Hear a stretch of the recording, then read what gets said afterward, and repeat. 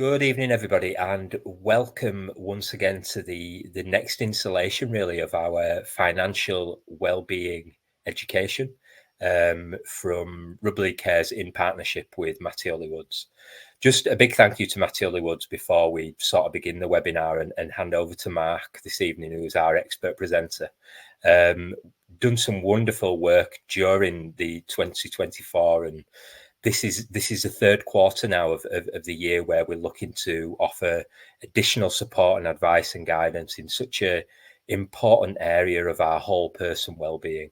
So I'm very, very optimistic that this evening will be full of, really meaningful information and things that we can take away and apply in our everyday life. So without further ado, I will hand over to Mark. Steve, thank you ever so much indeed, and thank you for supporting us in making all of this happen. Good evening to all of you who've signed in, and for those of you who are watching the recording, thank you ever so much for giving up your time. And I really do hope that, this, I think, fairly short presentation is going to help you prepare for the future.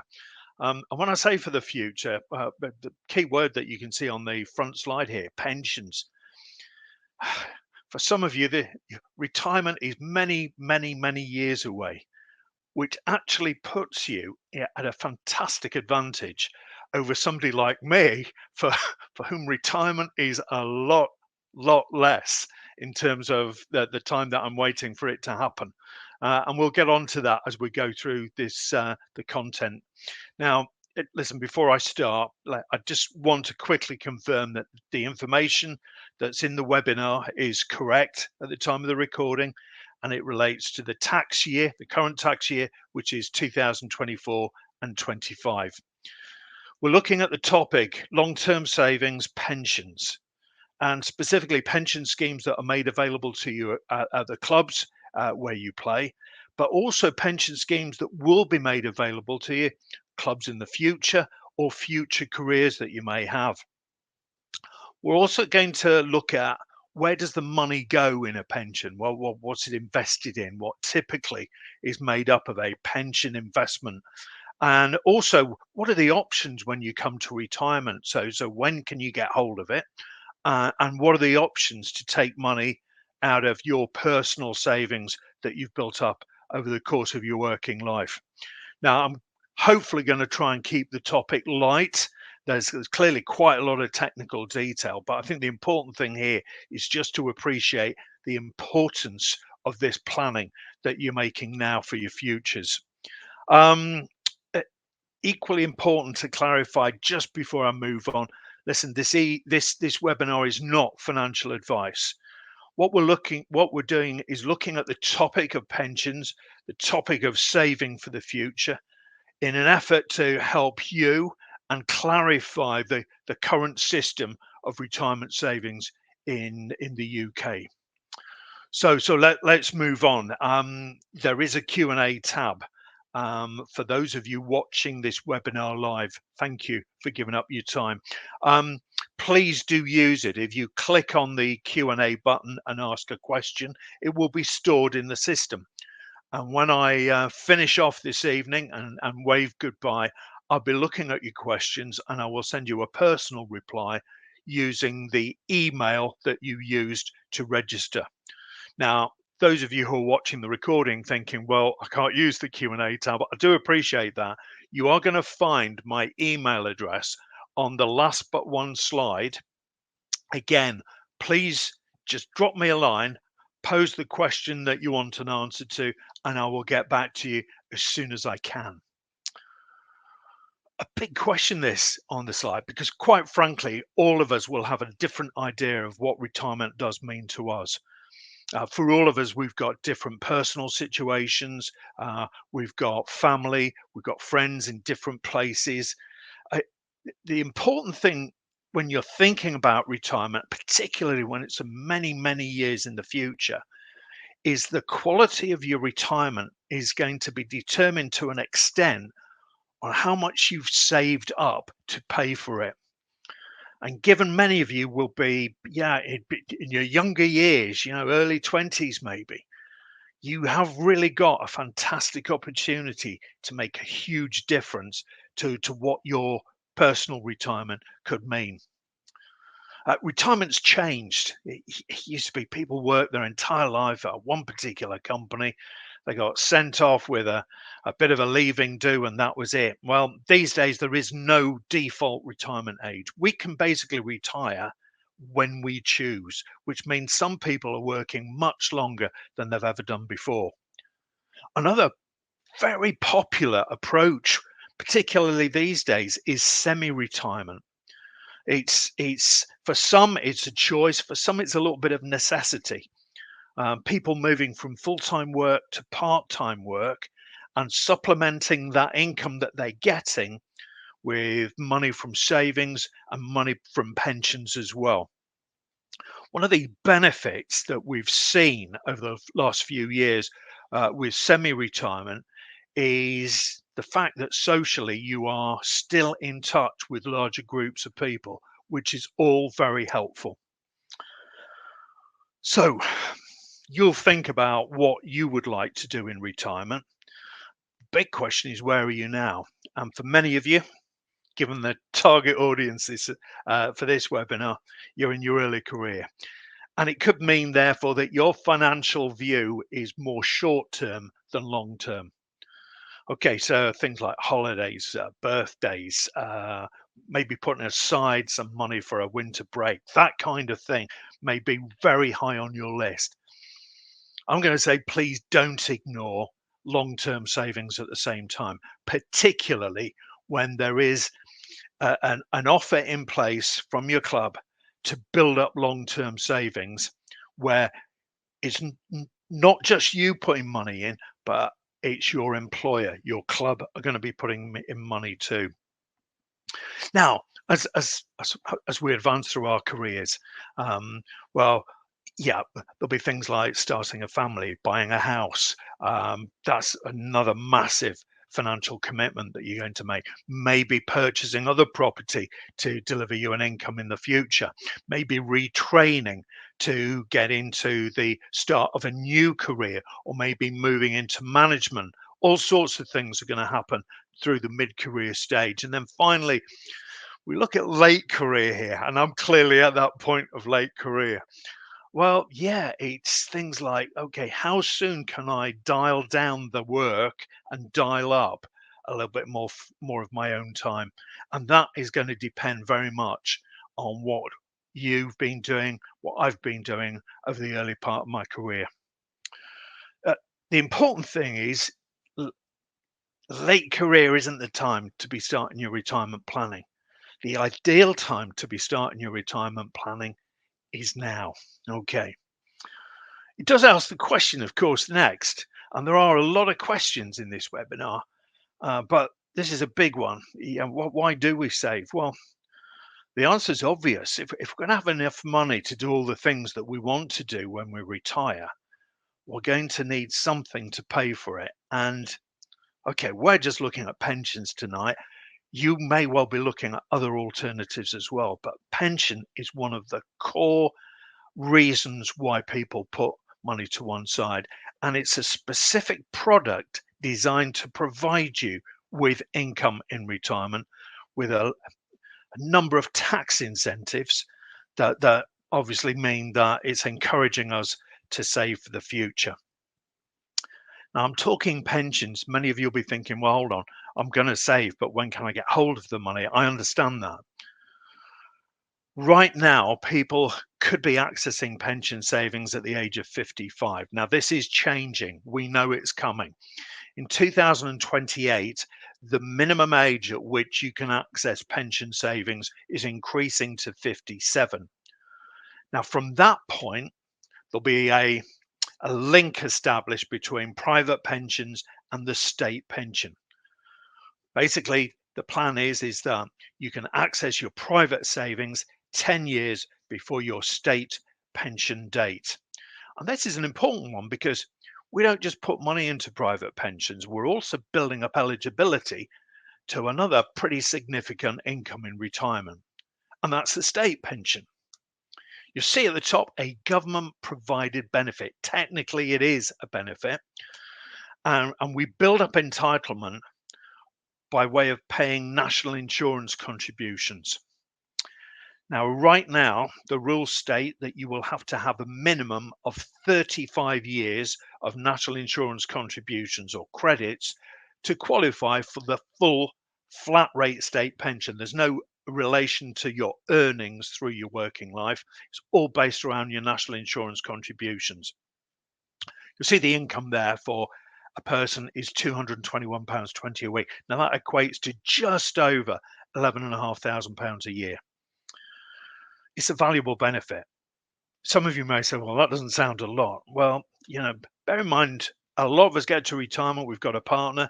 They'll probably qualify for the full state pension. So now in combination, we've got an income of around £23,000 a year.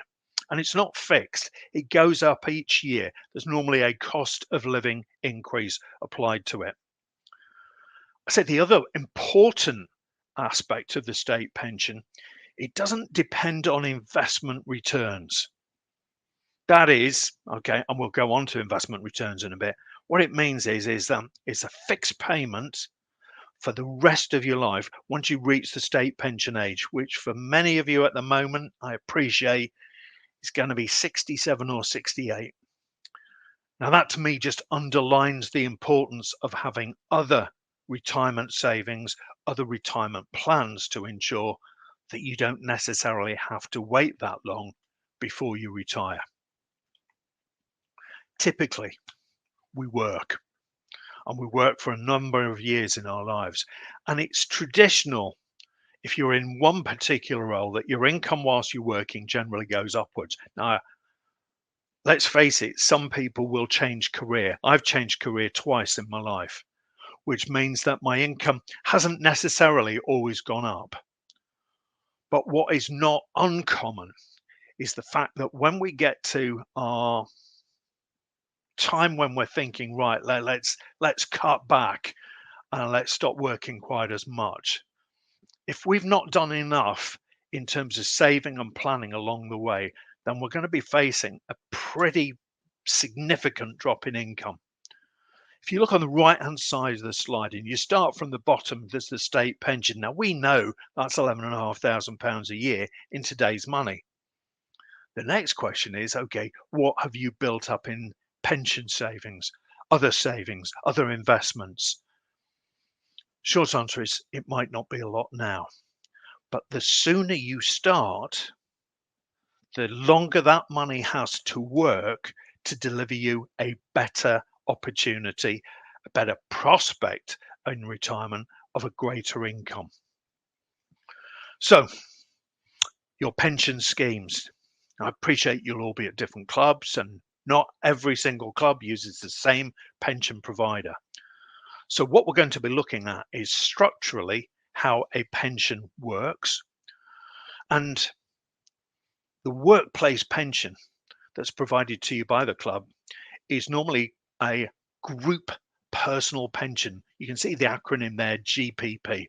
What it is, it's an arrangement where money is being paid to a pension provider. There's a number of these. You'll recognise names like Scottish Widows, Standard Life, Royal London, AXA, Aegon, all of these names. Your club will decide, okay, who are we going to use a provider?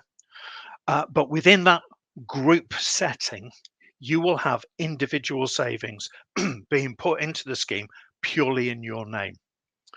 It's up to the pension provider then to invest that money, make investment returns, and provide you with information and the means to access information about your plan.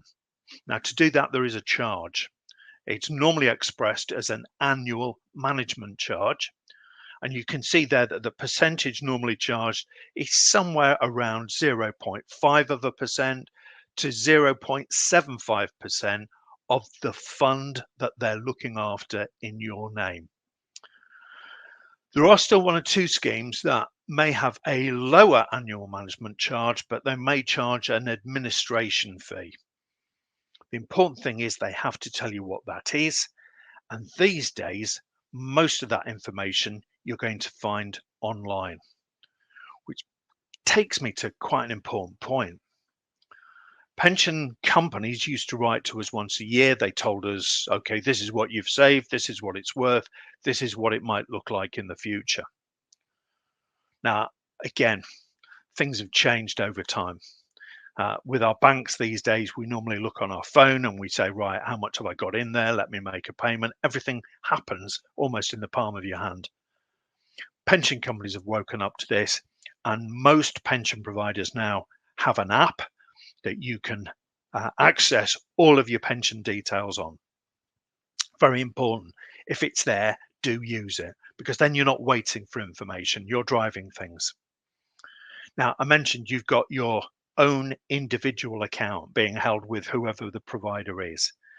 And typically, there are 3 people paying money into the scheme. Now, the percentages that appear on this slide might not be the percentages being paid by yourself or by the club, but they're examples. 4% of your earnings or 4% of your basic pay may be a contribution that you're making. You'll also see that the club makes contributions as well. They have to. That's legislation. The one that you don't see, but we're going to show you in the next slide, is the government provide an incentive by giving you a tax rebate on the pension contributions that you personally make. And that's one of the big incentives to start putting your money in here. You're putting money in. The government are giving you a tax credit towards your pension, and the club's putting money in as well. So you're not on your own here. You're a third of the contributing members of this particular scheme. And remember, all the money is going into your plan. Now, some of you will be thinking, well, hold on, where's it getting invested? If you don't make any decision about investments at all, and not all of us want to, then your money will be invested in what's called a default fund. This is best described as a balanced investment. It's not going into a bank account. It's not going purely into cash. There'll be things like shares or equities. There'll be things like bonds or gilts, sometimes referred to. There might be other investments as well, but it's down to the pension provider to manage these successfully for you to provide you returns. Now, point on that. Over the course of your pension savings life, which could be 30 or more years, there will be periods when investments go up. There'll be periods when investments go down. What you have is time on your side. Okay. A number of you will change clubs, which might mean you're going to change pension schemes. It could be that you move from Club A to Club B. They're using different pension providers. So it's up to you. You can leave the pension pots where they are. And I talk to people all the time, and it's not unusual for somebody to have 3, 4, 5 pension pots going eventually. You could, however, consolidate them and bring them together. And it could be that your current pension provider will do that for you, provided you give them the details of the other pensions, and they don't normally charge for that service. What I would suggest is, if you've got any questions about that, drop us a line. We can provide you information regarding the sorts of questions you should be asking of yourself and the other pensions to make sure you're moving the money for the right reasons. Now, we looked at that sort of 4% and 4%. Let's try and put a little bit of flesh on the bones here by taking somebody with a £25,000 salary. So a personal contribution of 4% means that they are giving up £1,000 of their income. Well, that £1,000 would normally have been taxed at £200. Not anymore. What the government will do is put that £200 into the pension. So your personal contribution, that's the grey bit at the bottom of the slide there, it's actually only £800, pardon me, because £200, that's the amount that takes it up to the 1,000 marker. That's coming from the tax savings. That's the government incentive for you to start putting money into these plans, to join the pension scheme. Now, separately, I said the club are making a contribution. In the example on the previous slide, 4%. Again, 4% at 25,000, a further £1,000. So hopefully it's pretty clear that for this person giving up £800 of their take-home pay, they're actually getting a £2,000 investment. And it's not just happening in year one, it happens in year 2, 3, 4, and so forth. So you can see over the course of time, there are some pretty significant savings and therefore investments being made in your name. Well, let's move on then. Look at the investment options, because the money's being deducted, it's being paid into your pension. Where's it going? Okay, I mentioned briefly the default fund. The default fund is designed for most savers. In other words, it's people who don't want to make the investment choices themselves. And the fact is, the pension companies use fund managers to build these default funds, and those fund managers are monitoring them literally on a daily basis. So if you're perfectly happy to leave it with somebody else to do the work, then the default fund might be right for you. Others will say, well, I'd like a little bit of a range of choice here. All pension companies will provide you those choices. And some of the funds that they offer will be a higher risk. In other words, potentially greater growth, but it could be that the fund is more volatile. It can go down more frequently than maybe the default fund. If you want to make that choice, that's your own personal decision. What I would say is this: do read the information very carefully. Do think about, as you see there, number 3, getting financial advice. And do check the cost of the other funds, because the annual management charge, the default annual management charge, normally relates to the default fund. So if you choose a different investment approach, it might be that the costs are slightly different.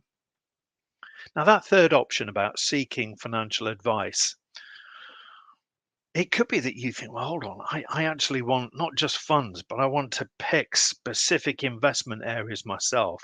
I'd like to talk to somebody about it. That's when you talk to a financial advisor who's going to provide you with some independent advice, who's going to talk you through an awful lot of information about yourself so they can build up a picture of what type of investor you are, and then put together a package of recommendations that suit your circumstances.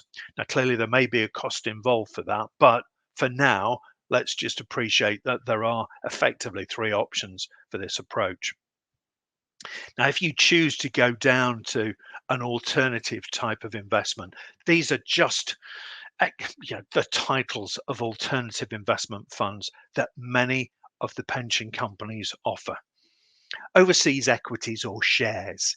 So not everybody wants to invest purely in the UK. Now check your default fund, because not all the default funds are restricted to the UK. Many of them will invest in what they call global equities. Fixed interest is just looking at investing in debt. In other words, if the government issue what's called a bond, you buy that, your money is earning interest.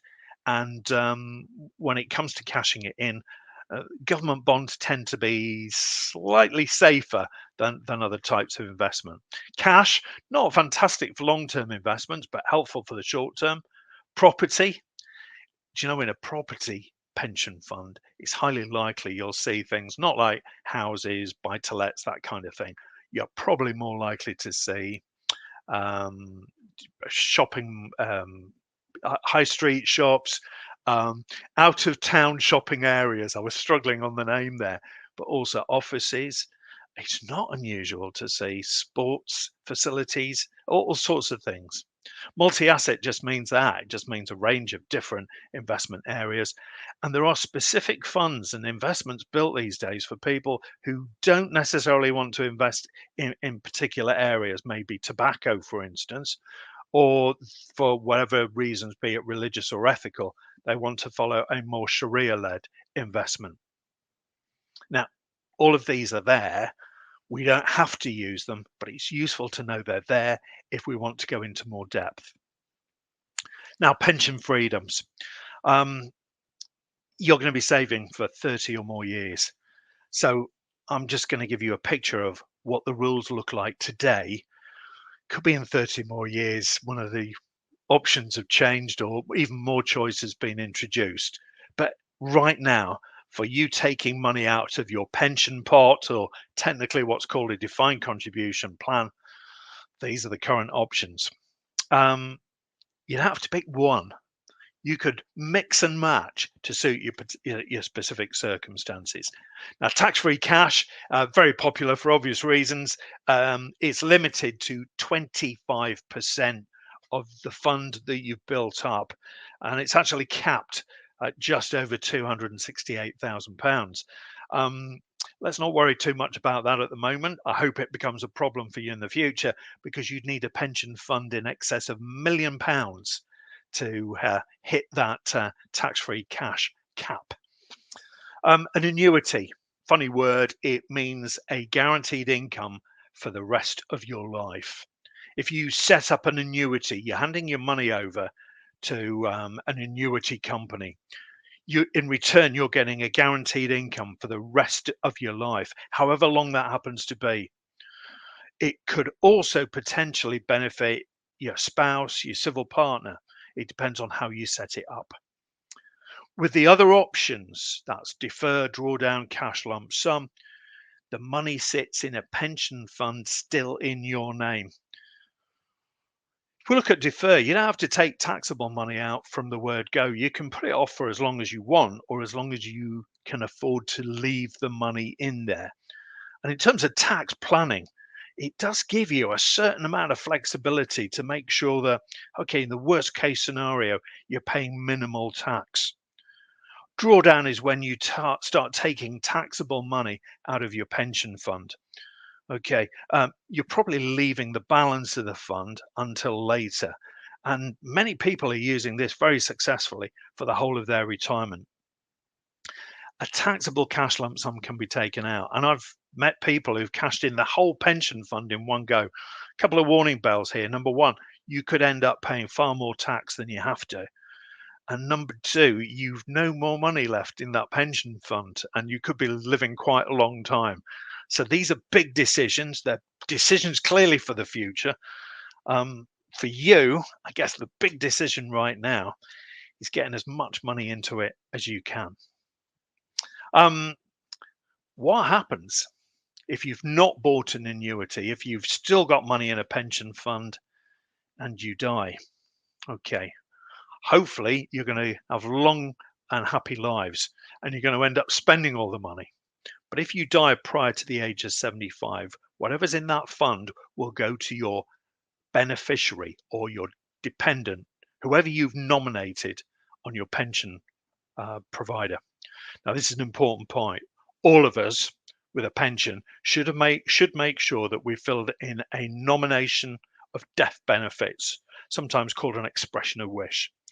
If you're not sure, contact your pension provider, say, how do I fill in a nomination? Bring it up to date and think about refreshing it every couple of years. The names may never change, but the more recent it is, the easier it is for your loved ones if you don't make it there.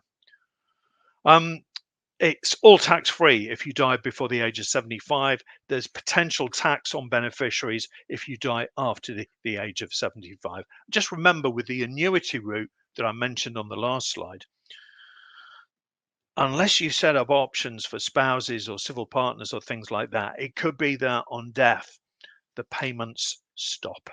Okay. Now, where can you get further help? To update your pension provider, basically go online or use the app. Important point here, well, if we end up with 3, 4, 5, 6 pension funds, they're ours. They don't belong to anybody else. They don't belong to the club. They don't belong to anybody else. So you need to be on top of this.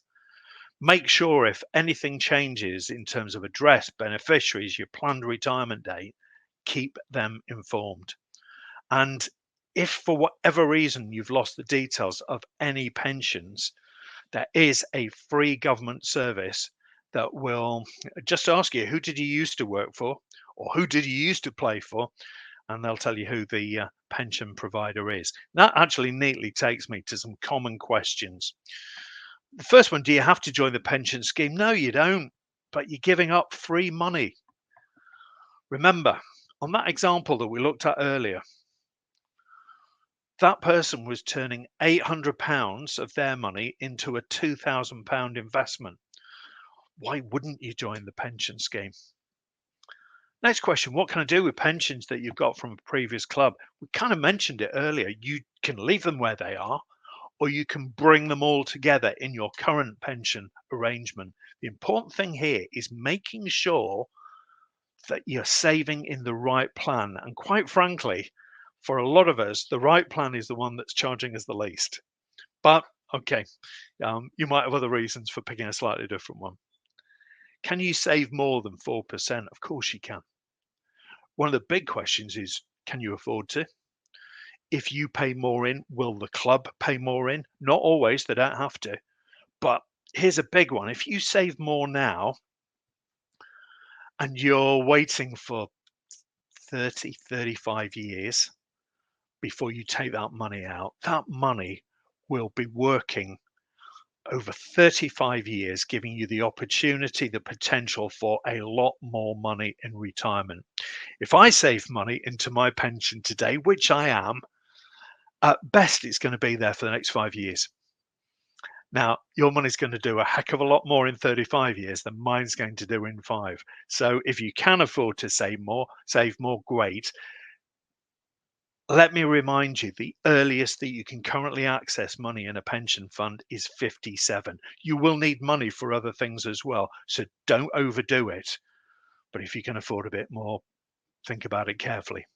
How can you find lost pensions? There's a government service. You go onto gov.uk, just put in lost pension, and you'll find what the government call the pension tracing service. You put in the name of the club, you put in the name of the previous employer, it will tell you who the current administrator is for the pension scheme for that previous employer.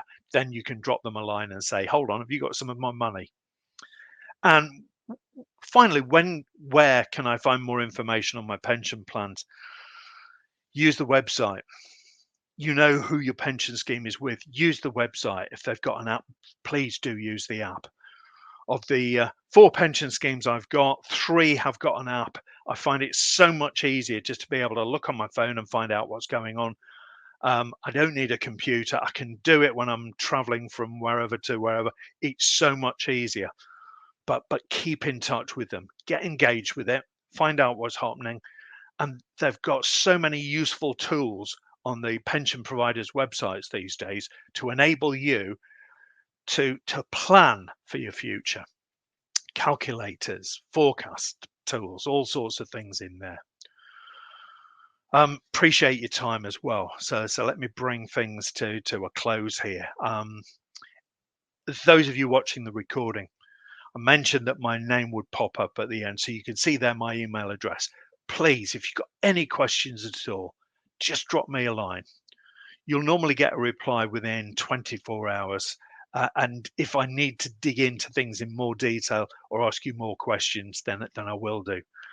For those of you who've asked any questions, I'm just looking. I'm not sure that I can see any dots that tell me that the questions have been asked, but I will be checking immediately after this live webinar to make sure that I get back to you as soon as I possibly can. That's it. Okay, I've taken up 34 minutes of your life. I hope it's been worthwhile, and I hope you appreciate the importance of pensions.